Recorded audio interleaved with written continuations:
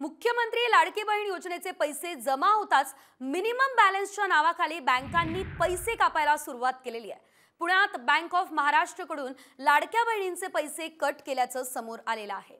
त्यामुळे अनेक बहिणींची निराशा झाली आहे। लाडक्या बहिणीचे पैसे कट करू नये असं आवाहन मुख्यमंत्री एकनाथ शिंदे यांनी स्वतः केलं होतं। मात्र तरी सुद्धा मुख्यमंत्र्यांचाच आदेश बँक ऑफ इंडियाकडून पायदळी तुडवण्यात आलेला आहे। त्यामुळे आता लाडकी बहीण योजनेमुळे सरकारची डोकेदुखी वाढली आहे।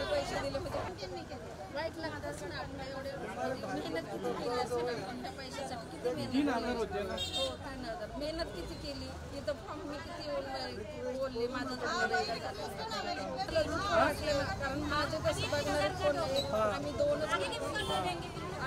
तर मिनिमम बॅलन्सच्या नावानं आता बँकांनी पैशांची कपात केलेली आहे। लाडक्या बहिणींच्या खात्यात लाडकी बहीण योजनेचे पैसे तर आले, मात्र मिनिमम बॅलन्समुळे बँकांनी हे पैसे ताबडतोब कट केलेले आहेत। त्यामुळे आता या लाडक्या बहिणींची चांगलीच निराशा झाली असल्याचं बघायला मिळत आहे। या आधी सुद्धा मुख्यमंत्र्यांनी स्वतः आदेश दिलेला होता।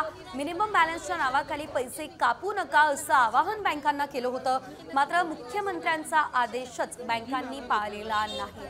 मेहनत किती केली इथं फॉर्म मी किती बोलले माझं कारण माझं कसं बघणार कोण आम्ही गेले मी फॉर्म ते भरलं तर ते मला डायरेक्ट सांगितलं की तुमचे पैसे कट झाले।